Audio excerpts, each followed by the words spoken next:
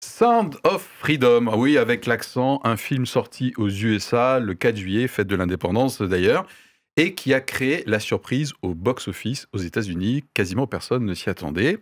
Alors pourquoi on en parle aujourd'hui? Eh bien parce qu'il est en France, dans nos salles depuis le 15 novembre, donc c'est tout frais, tout récent, voilà.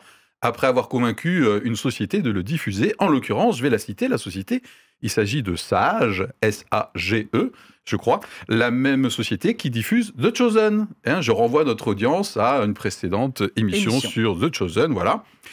Alors pourquoi on en parle? Eh bien parce que la sortie de ce film aux États-Unis et en France suscite là-bas et ici des critiques et des controverses. Voilà pourquoi s'en priver, à tel point que le sujet central de ce thriller documentaire, eh bien, pourrait presque passer à la trappe. Et le sujet central, ce sont les réseaux de pédocriminalité. Voilà. Alors, en tant que chrétien, pas tout à fait crétin, voilà, dans quelle mesure a-t-on raison de penser que ce film est victime d'un certain bannissement, d'une certaine ostracisation, voilà, merci beaucoup pour votre tolérance. Bravo. Et dans un instant, eh bien voilà, on va vous demander votre avis sur la question et tout de suite un tour de table flash duquel est exemptée Anita, puisque c'est elle qui se confesse aujourd'hui quand le sujet est arrivé dans ta boîte aux lettres. Benoît, qu'est-ce que ça t'a fait et quelle est ta position ce soir? Alors moi je me suis dit, c'est un sujet qui est quand même assez lourd. Ah ouais? Oui. Ok. Légèrement. Ah, le sujet du film, tu veux dire? Non, le sujet du film. Oui, bien ok. sûr, pas Non, je pensais l'angle. Après, je me suis dit, tiens, on rajoute une petite dose de complotisme là-dessus, ça va être bien marrant. Okay. Et ce que j'ai trouvé le plus original, c'est de voir qu'il y avait des médias qui avaient quelque chose à dire sans avoir vu le film. Ok, très bien. Et voilà. Alors moi, à vrai dire, pour être tout à fait honnête, ça veut dire que d'habitude je ne le suis pas, bien sûr, le sujet est venu doubler au dernier moment un autre sujet potentiel, la marche contre l'antisémitisme. Et voilà, donc je préviens tout de suite que je vais être légèrement complotiste aujourd'hui. Et dans un instant, voyons voir si elle aussi, elle est peut-être complotiste, c'est la confession de Anita.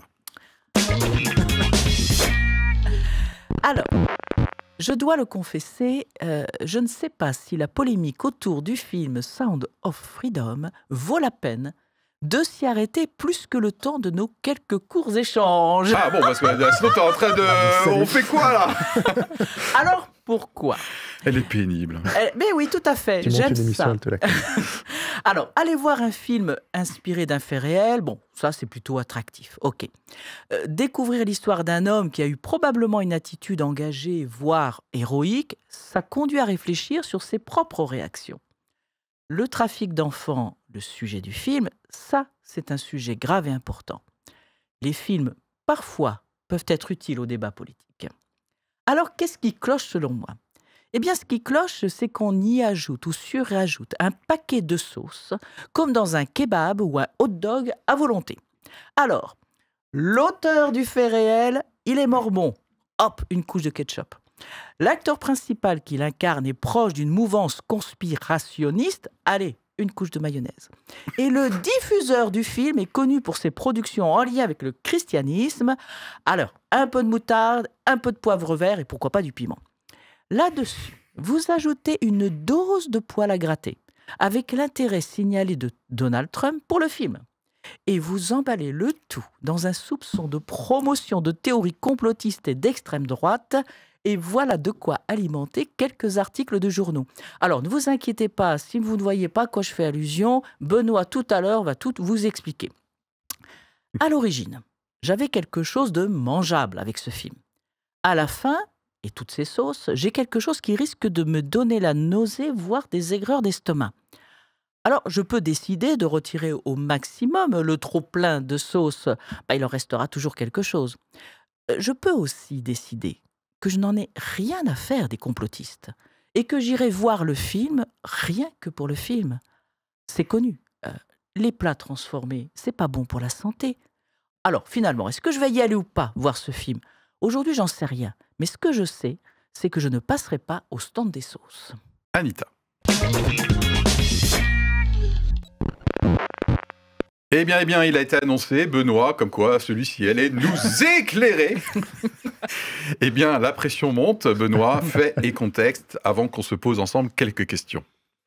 Eh bien, le film est sorti en juillet aux États-Unis. Alors, il sort demain en France, parce qu'au moment de l'enregistrement, c'est la veille, donc on ne l'a pas vu. Mais c'est pas grave, parce que ce qui nous intéresse, c'est pas nécessairement le film, mais plutôt la polémique qui est autour. Oui, bien recadré l'angle. Il fait l'objet de beaucoup de controverses en France et outre-Atlantique. Alors, de quoi traite ce film ? Du réseau de pédocriminalité dans le monde. Il est inspiré de l'histoire vraie d'un ex-agent fédéral américain qui a fondé une ONG pour retrouver des enfants victimes de ces réseaux, notamment en Colombie. Alors, qui sont les protagonistes ? L'acteur principal est Jim Caviezel. C'était l'acteur vedette du film La Passion du Christ il y a quelques années. Ah, Mel Gibson. Exactement, c'est lui. La maison de production est Angel Studios, la même qui a produit la série The Chosen, sur la vie de Jésus. Et en France, le film est distribué par la maison de distribution Sage, S-A-J-E, qui est de me corriger. Spécialiste des films basés sur la foi. Il le paiera après hors antenne. Alors, pourquoi ça fait la polémique ? Aux États-Unis, le film a été rapproché du mouvement complotiste QAnon à cause de son sujet autour de la pédocriminalité et de l'acteur principal. Alors, qu'est-ce que ce mouvement ? Pour la faire courte, c'est un groupe de personnes qui croient en des thèses dites complotistes, comme par exemple le fait qu'il existerait au niveau international un réseau de pédocriminalité dirigé par des élites pédophiles et satanistes qui utiliseraient le sang des enfants pour ne pas vieillir. En ce qui concerne l'acteur principal du film, Jim Caviezel, c'est une personnalité qui fait polémique parce qu'il est proche du mouvement QAnon et ne s'en cache pas. Ce qui est intéressant, c'est de voir que le film en lui-même ne fait pas du tout mention de ce mouvement ou des théories qu'il défend, que ce soit explicitement ou implicitement. Ce sont bien les médias et les politiques qui ont créé cette controverse autour du film. Les médias français précisent même qu'ils n'ont pas vu le film, mais ils alimentent tout de même la polémique. Ok, très bien. Alors, moi, c'est plutôt sauce blanche harissa, en règle générale, pour le donneur. Mais la première question qu'on va se poser, y a-t-il autour de ce film, donc Sound of Freedom, un délit de fréquentation ? Et si oui, est-ce que vous trouvez que cette fait de certains médias recherchent la petite bête, c'est partagé sur l'ensemble des productions qui peuvent débarquer dans nos cinémas, ou en fait, c'est toujours un peu sur les mêmes qu'on tire, voilà. Benoît, comme tu viens de parler, je te laisse te reposer un petit peu. C'est bien aimable. Hein, voilà. Et puis, Anita, ta réponse à cette question, y a-t-il un délit de fréquentation concernant ce film ? Alors, délit de fréquentation, je me suis dit, mais qu'est-ce qui est en train de changer ? Parce que je crois qu'effectivement, il y a du changement dans la manière parfois de traiter certains films. Et je me dis, les scandales lors de sorties de films, on en a toujours eu, ça a toujours existé. Hein, les premiers datent de 1930, voilà. Et maintenant, ce sont des films qui font partie des classiques. Je me souviens de films tels que L'Exorciste ou Orange Mécanique qui ont marqué l'opinion publique par leur violence. Bon. Donc, on a toujours eu des temps comme ça de critiques et de polémiques. Mais il me semble que la différence à laquelle on assiste actuellement, c'est qu'il y a un glissement. C'est-à-dire que il me semble qu'avant, c'était plutôt le film en lui-même qui posait problème, tandis que là, c'est plutôt des personnes en lien avec le film ou des intentions prêtées au film. Et je reprends l'exemple du film J'accuse de Polanski, sur lequel on avait fait une émission en son temps. Waouh, effectivement. Effectivement, on avait eu des manifestations, puisqu'au moment de la sortie du film, alors que le film était considéré étant de qualité, le réalisateur était accusé de viol, et il y a donc eu des manifestants qui venaient décourager les spectateurs d'assister à la séance. Donc voilà, je pense qu'il y a, je ne sais pas si c'est un délit d'opinion, mais je pense qu'actuellement on juge moins le film, mais plutôt les personnes autour du film. Ok, super prise de recul et de distance. Benoît, ta réponse ? J'aime beaucoup en effet ce point de vue. Moi, c'est vrai que le mien, j'ai l'impression qu'il y a quand même certains mouvements, certains partis politiques, une certaine manière de penser qui est mise au banc de la société, que ce soit dans les médias, que ce soit dans les réseaux sociaux. Il y a des cibles qui sont parfaites. Les chrétiens s'en prennent un peu, l'extrême droite s'en prend aussi. Il y a la gauche, l'extrême gauche, ils font pas mieux, mais j'ai l'impression que il y a une impunité qui est là. Je pense en effet qu'il y a un délit de fréquentation pour certains groupes sociaux. Et ce film n'échappe pas à la règle, même s'il peut y avoir une évolution. Ma réponse à la question, évidemment, je trouve que la question, on démarre tranquille, hein, est relativement simple. Pour moi, il y a clairement un délit de fréquentation. Et j'encourage notre audience, puis c'est ça notre objectif, à être mature dans la façon de consommer des infos, y compris par rapport à nous, bien sûr, même si vous pouvez nous faire confiance. Et là, je me suis noté, délit de fréquentation, tu en as déjà cité dans ta confession, donc on cite du Trump, du QAnon. On dit qu'il y a un article à un moment donné dans la revue de presse qu'on a bossé, que Sage, c'est un distributeur très religieux, je cite, conservateur, complotiste, extrême droite, et même Caviezel serait un catholique intégriste, je cite, ouvrez les guillemets, et puis alors, comme quoi il y a vraiment un délit et une recherche d'influencer le lecteur avec des mots, j'ai repéré dans les nombreux articles que nous avons préparés des termes très connotés. Les ouailles. Oui. Les ouailles, ils sont malins. Ils font du marketing agressif. Tout ça, je le retire. J'ai des guillemets, des articles. Donc, il y a tout un vocabulaire et une phraséologie. Tout d'un coup, le marketing deviendrait agressif et des choses qui sont normales pour promouvoir des œuvres, ici, le sont pas. Voilà. Et quant à la question, est-ce que c'est équilibré, tu y as répondu. Moi, je ne pense pas. Je trouve qu'effectivement, aujourd'hui, il y a des cibles un petit peu faciles et qu'on cherche la petite bête sur des sujets ou sur des milieux, du coup, sur lesquels on jette tout de suite l'opprobre. Voilà pour la première question.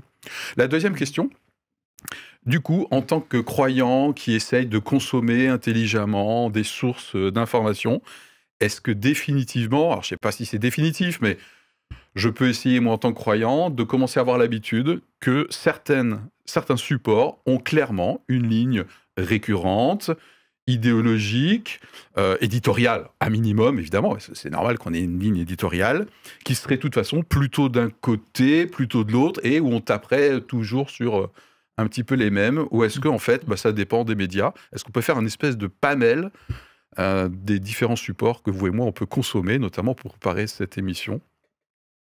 Tu veux qu'on fasse une liste ou tu veux qu'on dise... Ouais, moi je me suis fait une liste. Tu peux répondre déjà à la question et oui, effectivement, ou non, Philippe, ça dépend vraiment des supports. Alors, j'ai pas de liste précise, mais c'est évident qu'il existe différents médias qui vont avoir des opinions différentes, des points de vue différents sur une même vérité. Par exemple, Arte, c'est un média qui est plutôt de gauche et pro-européen. CNews, ils sont plutôt très à droite. Et puis... Disney, dans les derniers temps, ils sont devenus quand même vachement woke. Donc, exact. Donc il y a quand même des lignes, des tendances auxquelles on doit être sensible. Qui existent et il faut qu'on sache avec quelles lunettes le média est en train de nous montrer la vérité. Super, ok.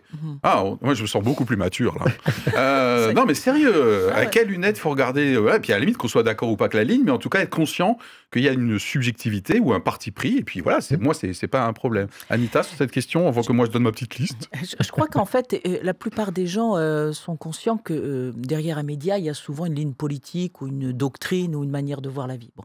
La difficulté, c'est que les médias se démultiplient. Et que ça nécessiterait en fait d'analyser parfois certains d'entre eux pour essayer de comprendre comment ils se positionnent, parce que c'est pas toujours aussi évident que ça. L'idéal serait de pouvoir croiser des sources d'information. Mais après, c'est la question du temps. Bon. Et puis, je pense qu'il y a aussi peut-être à lutter contre soi-même, parce qu'on va peut-être tendanciellement vers les mêmes endroits. On va lire ou écouter ce qu'on a envie d'entendre. Bon.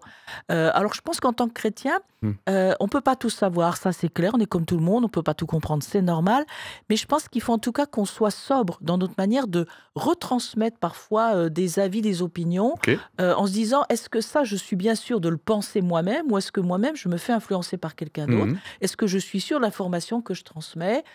Voilà, je pense que ça fait partie un peu du biais. Je pense que ça s'appelle un biais de confirmation. Merci beaucoup. En neurosciences, l'être humain a tendance à aller sur des sources sur lesquelles il valide ce qu'il pense déjà au préalable. C'est très confortable, il n'y a rien d'anormal à ça. Alors moi, je suis fait quand même utiliser parce que vous savez, j'ai l'habitude de regarder les supports, à travers les talks, à travers les flashs. Il y a clairement des lignes récurrentes. Donc si vous êtes croyant et de droite ou franchement à droite, Télérama, c'est pas des potes. Libé, c'est pas des potes. Rolling Stones, c'est pas des potes. Brut, c'est pas des potes. Combini, c'est pas des potes. Voilà. Alors, si vous voulez vous faire un peu du bien, de temps en temps, vous allez sur Le Figaro. Toujours, si vous voulez pas vous faire taper dessus pour des lignes type droite ou chrétienne. valeur actuelle, évidemment. Marianne, assez difficile à classer. Voilà, Marianne a une ligne éditoriale qui n'est pas évidente, donc il me semble assez équilibrée. Et puis à noter aussi que, par exemple, j'ai fait une recherche Google sur Sound of Freedom sorti en France. Il y a des absences aussi médiatiques. Il y a des absences. Hein. C'est pour ça, le thème aujourd'hui, c'est est-ce que c'est banni le film? Rien dans la Croix, j'ai rien vu. Un article peut-être. Rien dans La Vie. Et rien sur CNews. Tu citais, ouais, voilà. Alors, ça va venir. Oui, alors pourquoi rien sur CNews? Parce que j'ai oublié tout à l'heure, parmi les mots un peu épouvantail, Bolloré. Hein, dans un article qui cite, la société sage est subventionnée ou soutenue par quelqu'un de la famille Bolloré. Voilà, le milliardaire très à droite, très conservateur, très breton. Voilà, dans un instant... C'est pas un tort d'être breton, hein. Merci. Non, c'est ce que disent... Oui, non, moi, non, mais effectivement. Hey, dans un instant, les questions un peu plus spirituelles. On vient de parler breton.